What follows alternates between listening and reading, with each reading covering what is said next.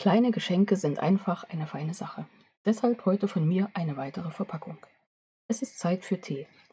Dieses beerig, fruchtig, frische Teebüchlein habe ich mir heute für dich überlegt. Hinein passen 5 Teebeutel und auch noch 2 Geheimbotschaften und es ist ganz schnell angefertigt. Mit Farbkarton und Designerpapier ist es besonders schnell gebastelt. Ich zeige dir heute in meiner Anleitung eine Variante mit selbstgestaltetem Designerpapier. Also sei gespannt und bleib dabei.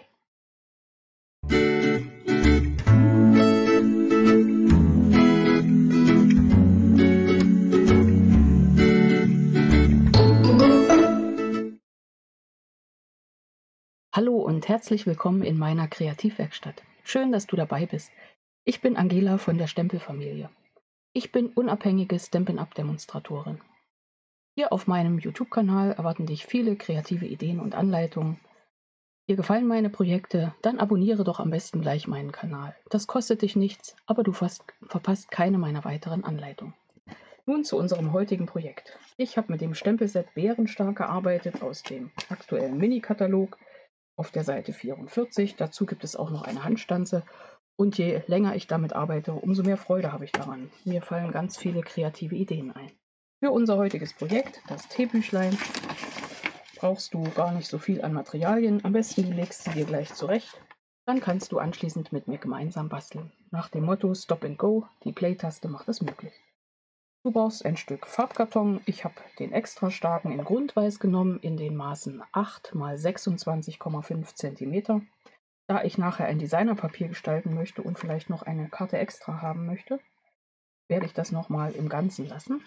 Außerdem brauchst du ein Stück Designerpapier, könnte auch Farbkarton sein. Ich habe hier ein älteres Stück Designerpapier genommen in den Maßen 15 x 15 cm und 6 Stück Farbkarton in den Maßen 7,5 x 7,5 cm.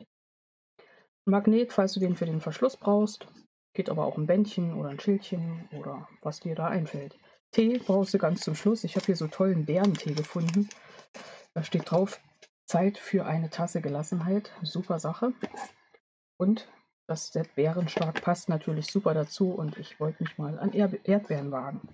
Okay, wir basteln zuerst die Konstruktion der Verpackung und dann gestalten wir unser Designerpapier.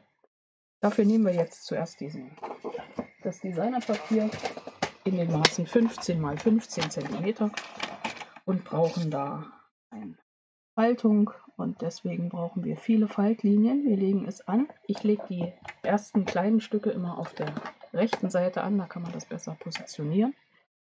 Die erste Faltlinie brauchen wir bei 1,5 und die zweite bei 3. Dran denken, wenn du Designerpapier Falzlinien aufbringst, nicht zu doll drücken, weil da könntest es schon durchreißen. Aber mit wenig Druck passt das super. Also 1,5, 3 cm, 4,5 das nächste, 6 cm und du siehst schon immer im Abstand von 1,5, 7,5 cm, 9 cm, dann haben wir 10,5, 12 und 13,5. Prima. Soweit haben wir das.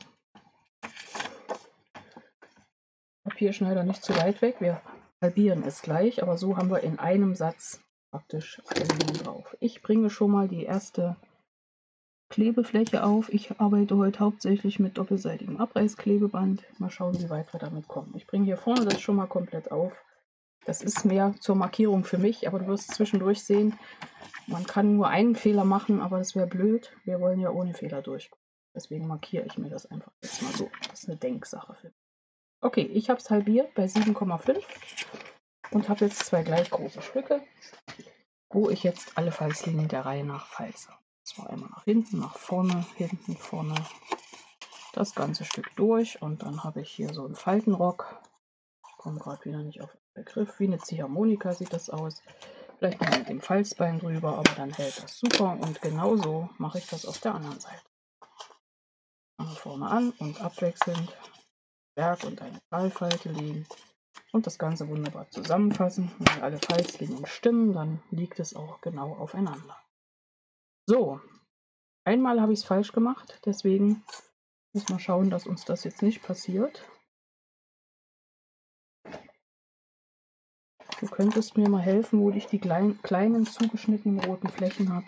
Hier. Habe ich schon geschaut, dass heute so wenig wie möglich auf dem Tisch liegt und trotzdem verliere ich hin und wieder die Übersicht. So. Hier also die Vorlage. Ich falte nochmal auf. So sieht es aus. Jo, ich bringe an. Es gibt zwei Möglichkeiten. Ich lege mir das so links und rechts hin und bringe jetzt die einzelnen Fächer, ist ja so gefächert, ist meine Ziehharmonika, immer parallel links und rechts an. Oder ich lege erstmal einen beiseite und fange mit dem ersten hier an. Ziehe schon mal mein doppelseitiges Abreißklebeband ab. Lege es so rum hin, dass hier die geschlossene Kante ist, hier die offene Kante und setze mein erstes Quadrat hier bündig auf. Ich könnte das jetzt also auch hinlegen, mal einfach so. Und der Reihe nach hier lege ich es drauf. Siehst du, die erste Kante steht. Das wird der Knick. Das bedeutet, die nächste Fläche setze ich jetzt, hier ist meine Ziehharmonika, die nächste Fläche setze ich hier ran. Also kommt hier mein doppelseitiges Abreißklebeband drauf, auf diese Fläche und ab hier auf jede zweite. Die lasse ich frei, die nächste nehme ich, eine freilassen, die nächste nehmen, eine freilassen und am Ende haben wir für hinten noch. Genau, so schaut es aus. Erste Fläche ist dran und jetzt, wie gesagt, die nächsten der Reihe nach drauf. Damit das nicht schief geht, drehe ich das jetzt mal so, lege die nächste genau in die Kante und falte sie hier rüber, dass sie bündig auf dieser Seite abschließt. Und das mache ich mit den weiteren auch. Hier genau in den Knick reinlegen und bündig hier vorne abschließen lassen. Noch eine. Genau in den Knick und auf dieser Seite bündig abschließen lassen. Vorletzte. Genau in den Knick.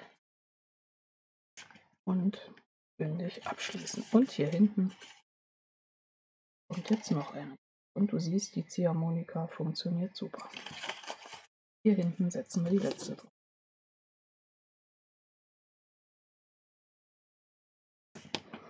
Ruhig an den äußeren Rand das Klebeband setzen. Siehst du dann beim Einkleben. Jo, hier streikt gerade einer, jetzt liegen wir alle übereinander. Ich setze hier bündig und schaue, dass es hier drüben auch bündig liegt. Und dann passt das. Wunderbar. Die eine Seite ist fertig. Mein Leporello passt perfekt. Und jetzt kommt die andere Seite. Hier haben wir ja gesagt, ist vorne. Also fangen wir hier auch gleich an. Ich setze wieder bündig hier an die Kante. Und fest sitzt es. Und jetzt fädeln wir der Reihe nach alles ein. Heißt ja hier, das falten wir runter, der erste Knick. Hier kommt praktisch mein erster Klebestreifen oder mein zweiter in dem Fall.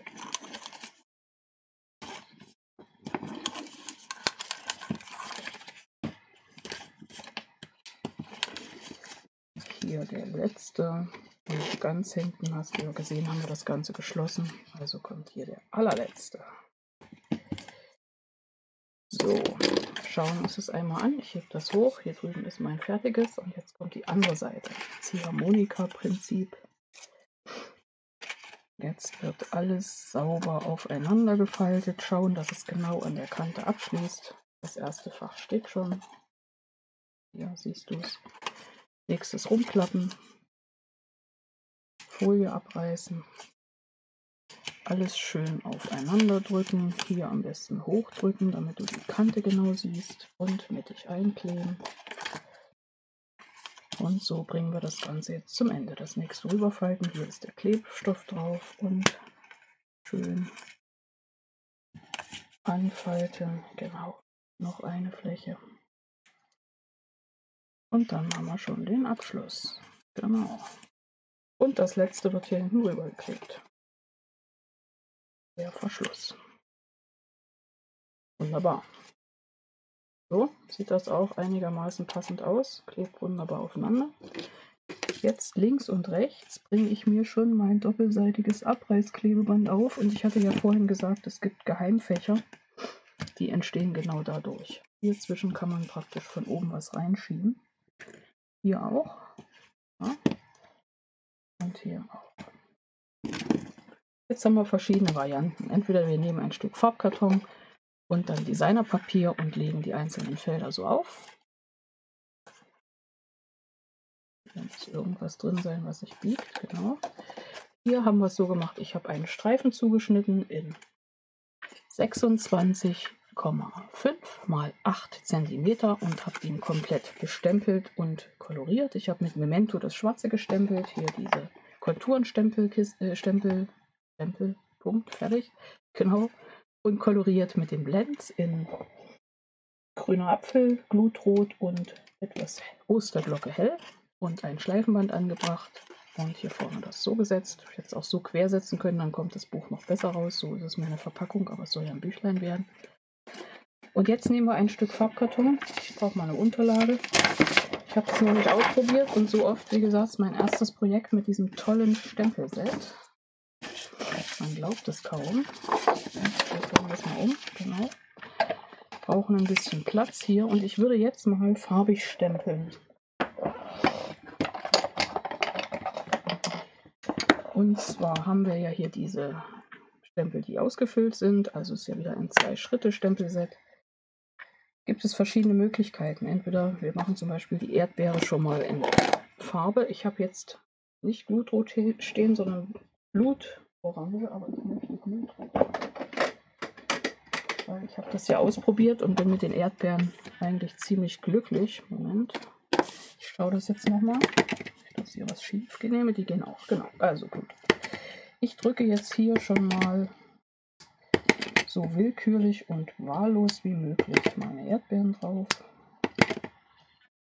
Ich weiß ja, den einen Streifen möchte ich eigentlich als, also ein bisschen sehen sie auch aus wie Nasen, wenn ich die so drauf drücke, muss ich ja mal sagen. Gut, also ich möchte den einen Streifen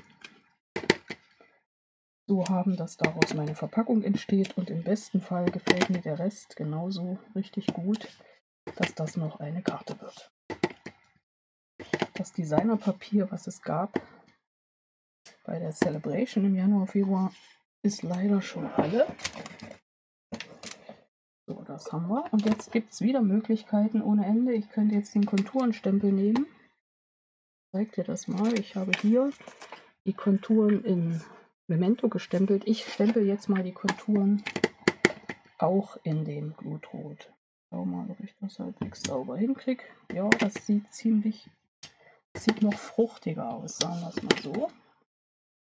Ja, und Designerpapier selber machen, sagen immer alle, die es schon gemacht haben. Also bei meinem Workshop kann ich immer von Erfahrung erzählen, das macht süchtig. Danach wird erstmal monatelang immer wieder Designerpapier gestempelt. Kann jetzt auch ein bisschen länger dauern, aber ich möchte das ordentlich machen und entweder spulst du weiter, wie das Teebeutelbuch fertig geht, oder du wartest und schaust mir beim Stempeln zu oder stempelst halt mit. Mal noch ein bisschen drehen hier. So, haben wir.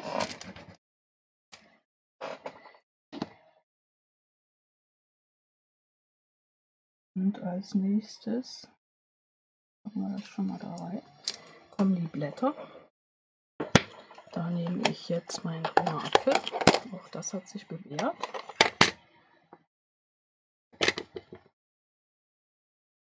Und die setzen wir hier einfach so ein bisschen zwischen.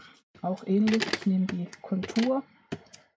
Also ich stempel Ton in Ton.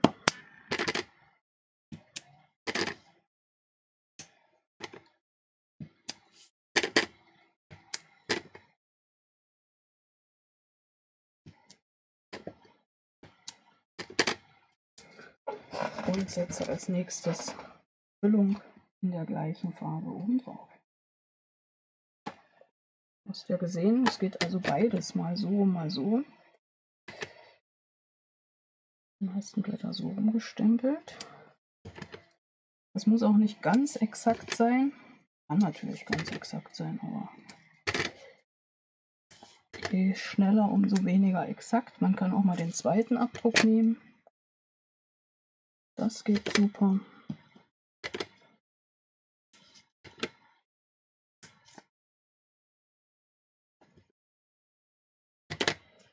So, ja. Hier siehst du schon die Vorschau auf den Sommer. So, und bei den Blütchen nehme ich jetzt Tatsache doch das Memento. Ich habe große und kleine Blumen. Müssen wir unser Memento wiederfinden. Da ist es. So, beiseite stelle, genau. Also erstmal ein paar große Blumen zwischen. Jetzt Akkordstempel ein bisschen schneller werden.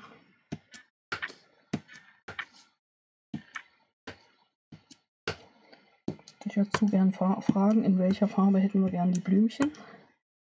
Wir bleiben hier mal bei sehr bunt, fröhlich, frühlingshaft. Das war das große Blümchen. Wir haben natürlich auch noch eine kleine Konturenblümchen-Sache. Während ich hier so vor mich hin erzähle, fällt mir natürlich ein Fehler ein, wie das immer so ist. Kennst du ja schon. Manchmal bietet es sich an zu warten, bis ich fertig bin. Dann haben wir viele Fehler entdeckt. Ich rede gleich über meinen Fehler. Hast du eine Idee? Ich habe auch schon eine Idee zur Lösung. Ist sehr aufwendig, aber es wird gut. So, also nehmen wir jetzt Blau und Gelb oder nur Gelb. Also für die kleinen Blümchen würde ich jetzt Tatsache mal ein Blau nehmen. Und dann nehme ich das Abendblau, weil warum nicht?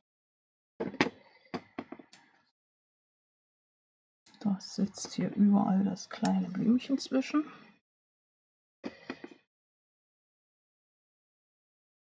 Manchmal auch nicht so ganz exakt. Wenn das zu fummelig ist, kannst du ja variieren und den Rahmen weglassen. So, die kleinen haben 111 hat sich wirklich noch verflüchtigt. Ich zeige schon mal. So ist der Effekt im Moment.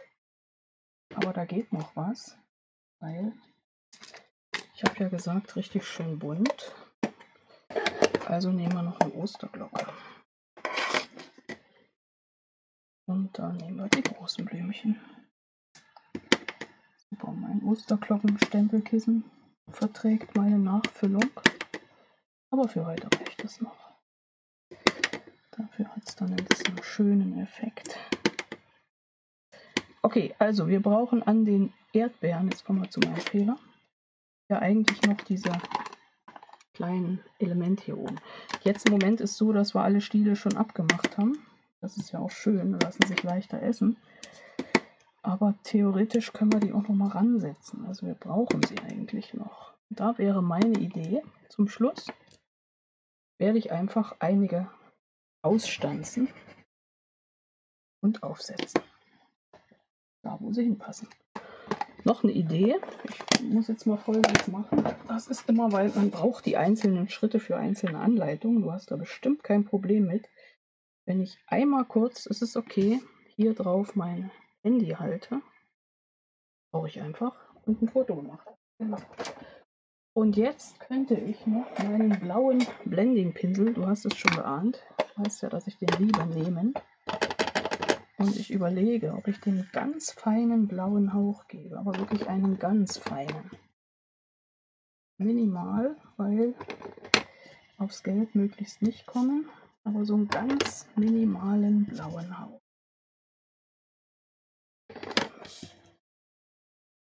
Also schauen, dass man nicht am Gelb zu viel wischt, sondern an den anderen Stellen. So, ich bin zufrieden. Sehr gut. Und auch jetzt, einfach der Sache halber, für später nochmal so ein kleines Foto. Gut, das ist erledigt. Super, danke, dass du das jetzt ausgehalten hast. Und jetzt geht's weiter mit unserem Büchlein. Unser Designerpapier ist fertig. Ich finde es richtig schicki. Wäre natürlich immer weniger und mehr gegangen, aber wir machen es jetzt so. Und dann schneiden wir hiervon ein Stück von 8 cm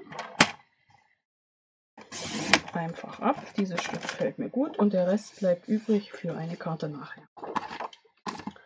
Dann können wir das wunderbar zusammen verschenken. Und auf die Länge kürze ich jetzt auf 26,5 und ich kürze Tatsache hier. Nochmal das Motiv genau angeschaut. Bei 26,5 ist Schluss. Das Stück heben wir auf, man weiß ja nie wofür.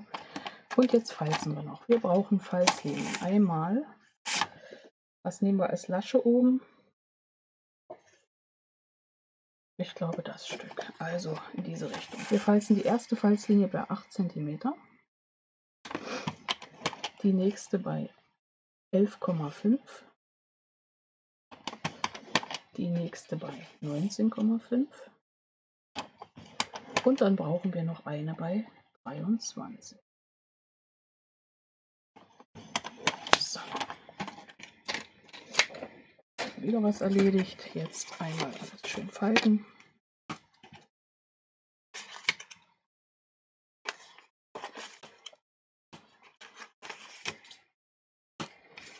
Verschlussmäßig gibt es mehrere Möglichkeiten. Du kannst hier einen Magneten anbringen. Das habe ich durchaus hier so gemacht. Hier ist der Magnet. Dann habe ich hier aber noch mal eine extra Möglichkeit zum Zeigen. Ich habe ein Stück, also einen Text gestanzt, einen Kreis und das Ganze oben drauf gesetzt. Und das ist wie ein Verschluss, denn du kannst diese Fläche hier wunderbar dahinter stecken. Du kannst das Ganze aber auch mit einem Band zubinden. Auch das geht. Also der Möglichkeiten keine Grenzen gesetzt. Wir bauen das Ganze jetzt erstmal ineinander. Magnet lasse ich jetzt mal weg. Ich habe hier mein Stück. Schaue nochmal, ist irgendwo eine Kante besser, oben oder unten, sehen beide gut oder schlecht aus. Wenn mich das hier stört, würde ich also mit einem roten, mache ich gleich mal, mit meinem Blending-Pinsel nochmal hier oben dezent drüber gehen, um diese Schneidkanten einzufärben. Also es ist wirklich nur, wenn ich pingelig wäre. Ja? Und jetzt sieht das oben nicht mehr so offen aus von diesen Schneidkanten wie hier. Siehst du das? Das ist jetzt wunderschön in gleicher Farbe. Passt. Für die Perfektionisten unter uns. So, und jetzt ziehen wir ab. Die erste Seite schon. Du könntest es vollflächig kleben. Ich möchte es aber so haben. Hier unten wird es drin stehen und hier hinten klebt es dran. Also setze ich es jetzt hier unten bündig, mittig auf links und rechts den gleichen Rand. Der Moment, wo du prüfen kannst, ob meine Haare wachsen. Die wachsen super. Gehen auch nicht aus, trotz Chemo erneuter. So, das passt. Sitzt wunderbar fest, siehst du? Und das gleiche mache ich in die andere Richtung auch. Hier vorne, jetzt stelle ich es auf und ziehe das vor. Schaue, dass es wieder mittig ankommt und drücke es an. Dafür ist der Moment vom Falzbein gekommen, dass wir ja auch einen Auftritt haben. Linke Seite, rechte Seite, wunder prima, passt. Ja, und jetzt kommt der Tee da rein. Packen wir mal schon lecker hier rein. Und dann könntest du, wenn du möchtest, vielleicht noch 1, 2 Tags als Geheimbotschaft machen. Ich habe hier zum Beispiel: Genieße an deinem Tag das süße Leben. Und der könnte hier ganz hinten in dieses Fach noch reinpassen. Ein bisschen kürzen wahrscheinlich noch, sehe ich gerade. Genau, vorne hast du genauso ein Fach und jetzt klappen wir das rum. Und wenn wir ein Buch haben, was wir so quer hinstellen, ist ja vielleicht die idealste Sache. Machen wir mal einen anderen Verschluss, und zwar nehmen wir keine Magnete. Ich habe aber hier schon ein paar Erdsterne gedruckt, gestempelt. Die benutzen wir in jedem Fall. Und setzen das dann hier so drauf. Könnten das als Verschluss vorne hinsetzen. Und das machen wir. Überlege ich gerade, welchen wir nehmen. Ich glaube, ich nehme doch den schwarzen. Klebe den mit Abstandsklebepunkten auf der einen Seite fest und auf der anderen Seite so, dass wir das reinschieben können. Das wäre der einfachste Verschluss. Jetzt nicht auf die falsche Seite kleben. Hier auf diese Seite. Genau. Du könntest natürlich auch noch zusätzlich mit einem Bändchen arbeiten. Du kannst das Bändchen aber auch nur als Dekoration nehmen. Also ich klebe jetzt hier meine kleinen Flächen von den Abstandsklebepunkten, was da so am Rand ist, auf. Und schaue, dass ich eine Stelle finde, wo es dann gut sitzt und wo man es gut hinterklemmen kann. Jetzt das mal so. Ja, mache ich das so auf und so rüber. Passt perfekt. Hält super. Wenn mir das noch nicht reichen würde, nehme ich noch ein Bändchen und das hole ich jetzt auch noch. Ich überlege noch, ob mir das Bändchen, ob ich das mag oder nicht. Jetzt kommen wir mal zu den Erdbeerteilen. Also vorhin, wo ich diese Elemente da vergessen habe, sage ich mal, das könnte man jetzt hier überall noch wunderbar draufkleben, da wo es passt, wo es einfach zu den Erdbeeren gehört. Also hier vorne zum Beispiel. Hier oben könnte sowas auch noch kleben. Na, das kann man dann alles noch machen, wenn man das besonders fein haben möchte. Und man kann noch Blümchen aufkleben und stempeln. Hier ist zum Beispiel noch ein kleines blaues. Das würde ich dann mal jetzt locker ausschneiden. Werden wir gleich weiter benutzen.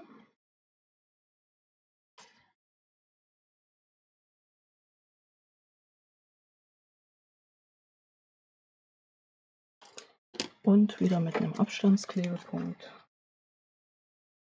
da vorne mit aufkleben. Passt es dahin? Ich glaube, da passt es am besten hin. Genau, da klebt das blaue Blümchen. Da sehen wir die vorne jetzt auch noch. Süße Grüße sind dran. Wenn dir das hier noch nicht genug reicht, kannst du zum Beispiel die Ecken abrunden oder du setzt noch mal eine Kante drauf. Aber ich finde das eigentlich so ziemlich niedlich. Hole mir aber noch ein rotes Bändchen, so wie hier. Ich nehme jetzt mal dieses hier. Genau. Und könnte das ja noch als Verschluss einfach mit drum binden. Müsste auch gehen. Ich fädel das mal hier durch. Bändchen haben wir ja immer alle genug. Das wäre jetzt praktisch die zweite Variante zum Verschluss. Ich fädel das hier durch, ich klemme das dahinter, ich binde das hier drüben fest. Und jetzt käme hier mein Schleifen. Schleifen binden sich besser, wenn man keine Nadeln in der Hand hat. Also weiter. So.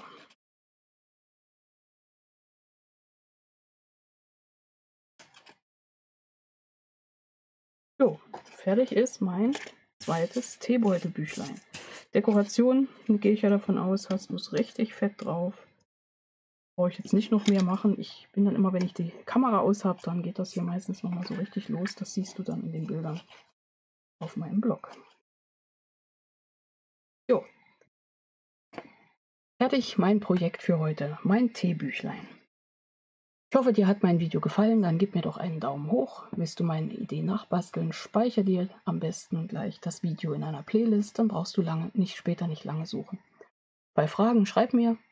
Alle verwendeten Materialien sind von der Firma Stampin' Up. Du kannst sie direkt über mich bestellen. Gern beantworte ich dir auch deine Fragen dazu. Die Maße zu den Projekten findest du auf meinem Blog www.stempelfamilie.blogspot.de. Und wenn du meinen Kanal abonnierst und dann auf die Glocke klickst, verpasst du keine meiner weiteren Anleitungen. Ich wünsche dir kreative Zeiten. Bis zum nächsten Mal. Deine Angela von der Stempelfamilie.